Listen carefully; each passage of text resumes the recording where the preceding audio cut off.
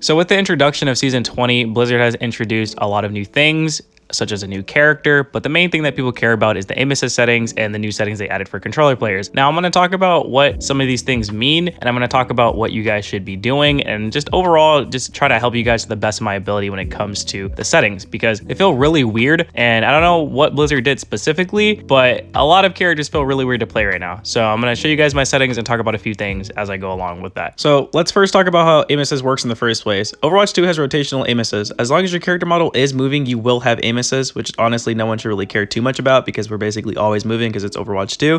But some people have controller drag, which means if your controller is moving by itself, you will always have aim assist as long as your controller is moving. So if you guys have really bad controller drag and you can't really do anything about it in the settings, you might just have to buy a new controller. But for those that have little amounts of controller drag, like I mean barely even noticeable, you guys will always have aim assist enabled. No matter if you are quote unquote standing still, your aim assist will be enabled. So that's how aim assist in this game works. Some people don't understand it, so I just wanted to clarify very quickly before we jump into more of the other stuff that I wanted to talk about in this video. That's just how aim assist works. So let's talk about all the new settings that Blizzard has introduced. So there's 3 new settings. I say new, but I guess they're not really technically new, but I mean, honestly, who cares? If you go to your settings and go to all heroes, we have 3 new tabs. You have Hitscan, projectile, and melee aim assist ease in. All you need to know is put this all to 100. You can tweak a few things later down the road once you understand how it works, but for now, put everything to 100. Now, when it comes to Hitscan, projectile, or melee, whoever you really main, it does kind of matter a little bit.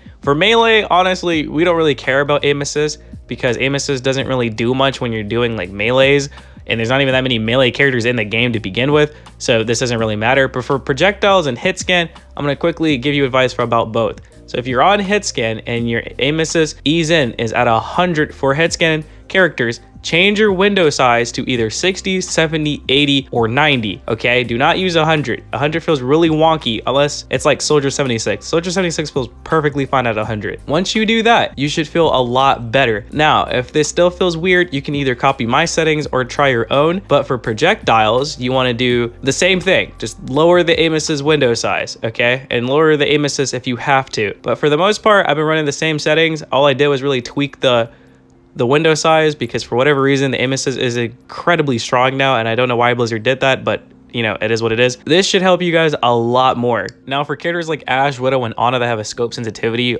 if you guys' settings feel weird when you're in the scope, just either lower your window size or just make your scope sensitivity faster. So I used to play on like 32 scope sensitivity. Now I play on 36, 38, 40-ish for some of these characters because the aim assist pulls a crazy amount. You can either do that or just change the window size even lower. But I personally like the window size that I'm on, so all I do is just tweak the scope sensitivity. I just raise it up a little bit, so it wasn't really that bad. Now I do want to say I run dual zone on every single character, so for those that run, you know, linear curve and stuff like that, I'm sorry, I can't really help you too much. I'm not really experienced. I haven't really played linear since like actual years ago, so I don't really know too much when it comes to that, but I'm pretty sure you could probably do the same thing. But dual zone is just way better in this game in my opinion, so run dual zone, run the settings that you guys see on screen, try some other stuff out, but I promise you, you guys' aim will feel way better because of how much they buffed the aim assist. Still don't know why they did that, but I mean, it is what it is. But if this video was helpful and you guys learned something, let me know in the comment section down below. But that's all I have to say, and I'll see you guys in the next one. Peace out.